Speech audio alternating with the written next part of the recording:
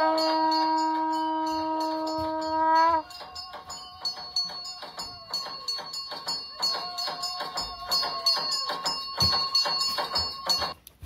আমার সব থেকে যেটা বেশি আকর্ষণ লাগলো, মাকে যে মালা পরাচ্ছে, এই মালাটা কিভাবে মানে আস্তে আস্তে মানে নেমে আসছে, এটা একটা অদ্ভুত ব্যাপার। মানে এটা মানে অনেক কিছু মানে এতে আমি আকর্ষিত হয়েছি। শুধু না, আমি এই সমস্ত দেখেই আমি এখানে এসেছিলাম। আমার ছেলে মানে আজ প্রায় 8-9 বছর ধরে মদ খেয়ে কুসঙ্গ করে তার পেটের মধ্যে নল ঢুকিয়ে সব বার করে সে আজ 2 বছর আগে প্রায় মৃত্যুপথ যাত্রী হয়ে পড়ছিল। সেখান থেকে আমি হায়দ্রাবাদে পর্যন্ত আমি 3 বার নিয়ে গেছি, কিন্তু সেখান থেকে আমার বউয়ের প্রেরণাতে আমার বউ এইসব দেখে সে বউ বলে তুমি একবার ওখানে যাও।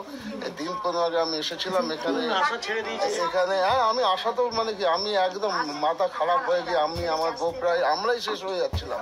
তো সেক্ষেত্রে কোনোভাবেই মানে মাকে সাথে করে নিয়ে যাচ্ছে, পাহারা দিচ্ছি আমরা। মাকে বলে তুমি আসো এখানে, আমি এক্ষুনি আসি বলে তুম করে পালিয়ে গেল। মানে মদ খেয়ে এমন অবস্থা হয়ে গেছিলো। তো সেই অবস্থা আমি দিন 15 আগে এখানে জল আর চিনি এখানে আমাকে দিয়েছিলেন। চিনিটা রোজই খাচ্ছে, কিন্তু ছেলে ভুল করে মানে জলটা প্রায় একদিনই সব খেয়ে নিয়েছে। তো আজকে 18-19 দিন ছেলে একদম বাড়ি বেরোচ্ছে না, যা বলছি তাই শুনছে।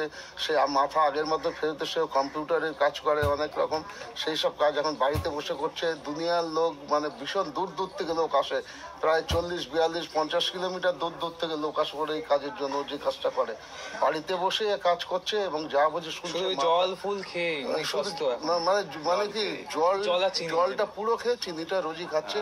তো আমি আজকে আবার ধরে খালি মাকে ডাকছি যে এত বেলা হয়ে যাচ্ছে, কি জানি আবার পাবো কি পাবো না। মানে ছেলে একবারে সব জলটা খেয়ে যে আমি শুধু জলটাই আজকে শুধু নিতে আগে থেকে সুস্থ আছেন অনেক। মানে মানে মানে আমি অকল্পনীয়। মানে আমি মানে সত্যি আমি মানে শুনে আমি আমার মাথা এত শান্ত হয়েছে, আমার বউয়ের মাথা এত শান্ত হয়েছে, আমরা নিজেরাই উন্মাদ হয়ে যাচ্ছিলাম, আমরা নিজেরাই পাগল হয়ে যাচ্ছিলাম।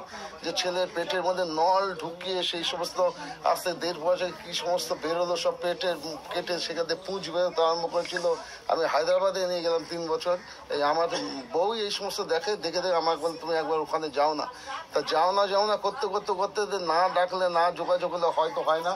তো আমি মাকে যেভাবে এখানে সেদিন আমার সব থেকে আশ্চর্য লাগলো যে উনি ডাকছেন মাকে পুজোয়, সে কাপড় পেতে আমার দিদিমণি যে মা আয় মা আয়।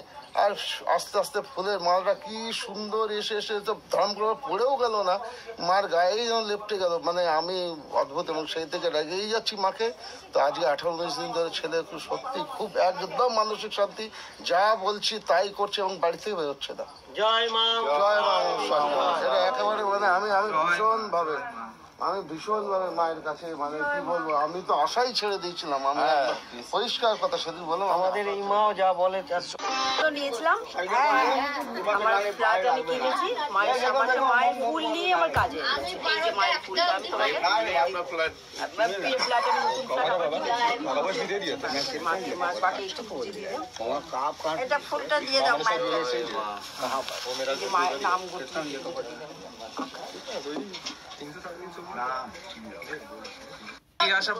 6টা থেকে 6:30টার মধ্যে যখন এসেছি মন্দিরে, ভোরবেলা এসে মন্দিরে যখন এখানে বসেছি, অনেকে ছিল, 10-12 জন ছিল। 10-12 জনের মধ্যে আমি 13 জনের নাম ছিল। তা আমি ভাবছি মানে আমাকে দেখবে, কিন্তু এত ভিড় হয়ে গেছে আমাকে আর দেখলো না। আমাকে ওইখানে আমি দাঁড়িয়ে আছি, লাস্টের দিকে দাঁড়িয়ে আমি চোখের জল ফেলে চলে গেলাম যে মা আমার কথাটা শোনো, আমার স্বামীর ব্যবসাটা হোক, আমার ছেলের পড়াশোনা হোক। ঠিক 2 মাস পর আমি এখানে এসেছি, শুধু ফুল আর জল নিয়ে গেছি, শুধু ফুল জল নিয়ে গিয়ে আমি চলে গেলাম। কেঁদে যাচ্ছে, হ্যাঁ, চোখে জল ফেলতে ফেলতে চলে গেলাম। আজকে 2 মাস থেকে 2.5 মাসের মধ্যে আমি এসেছি।